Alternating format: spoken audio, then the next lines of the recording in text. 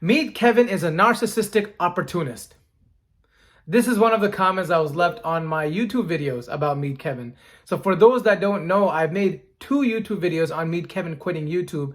And it just so happens that both of those YouTube videos are the #1 videos on my channel, #1 videos in terms of views. So I don't think this is a coincidence. And I think it's really crazy the types of comments I receive on those videos about Meet Kevin. And it made me wonder, what exactly did Meet Kevin do that was so bad? Is he actually a narcissist? So in this video, I'm going to dissect this and go into it in more detail. Make sure you like this video, subscribe to this channel, and let's get started. So there are 3 main things that people talk about when they talk about Meet Kevin being a jerk. It's his recent DUI that had happened. It's the fact that he told people to buy stocks in his group chats and simultaneously at the same time selling his own stock portfolio. And also you hear a lot about his most recent Series A startup called HouseHack. You've been hearing about that a lot too lately. So let's get started. The first thing is the DUI. I personally don't drink, but I don't see what the big deal was with the DUI. I mean, I know this is probably going to offend people, but I don't care. I know you see a lot of comments saying, oh, you don't know how DUIs affect people and you've never lost someone to a DUI and blah, blah, blah, blah, blah.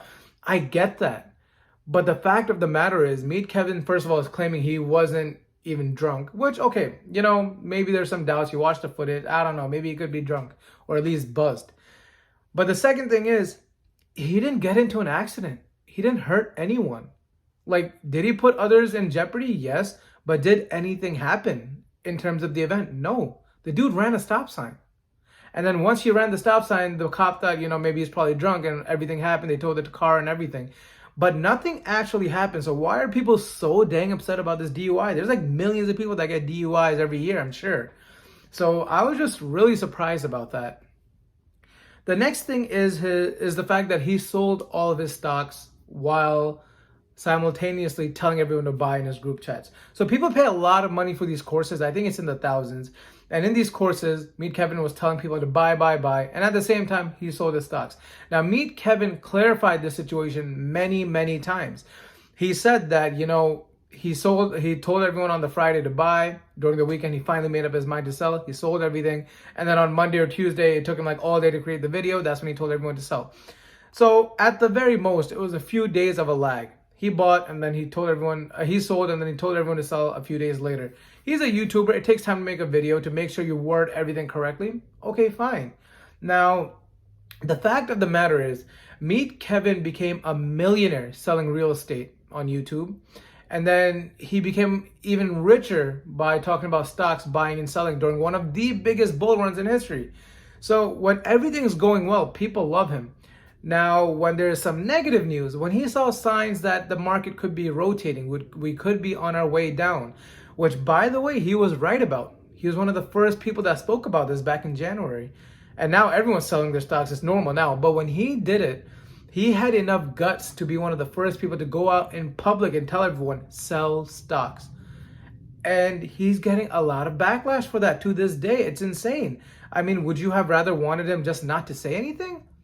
And this brings up another point. I mean, people are paying so many thousands of dollars for his courses.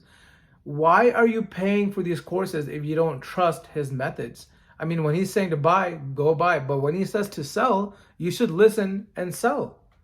I still don't understand what the big deal is about that. And then finally, his latest negative news, the HouseHack Series A startup, which, by the way, a lot of people are saying, oh, it's going to be a scam. He's just using other people's money to buy real estate, blah, blah, blah.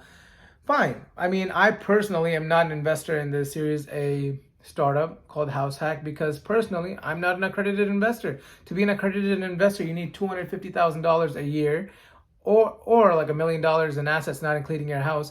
And then also, you need to put down $25,000 at least as a minimum if you want to be part of HouseHack. So I'm not a part of it, but at the same time, I would be very surprised if someone who's worth that much money, obviously they're probably intelligent, if they got scammed by someone like Meet Kevin. Obviously, people who have that much money realize that this guy is a smart guy. I think he's raised over $13 million, regardless of what people think. And most of the people that are talking trash probably aren't even accredited investors. Could his ways of communicating be better sometimes? Sure, I guess. But like you can't at the end of the day make every single person happy, especially when you have an audience of 1.84 million people. So those are my thoughts on Meet Kevin and all these little issues that people have. I think it's hilarious, honestly. But yeah, I want to hear what you guys have to say about this. Let me know in the comments below. Peace.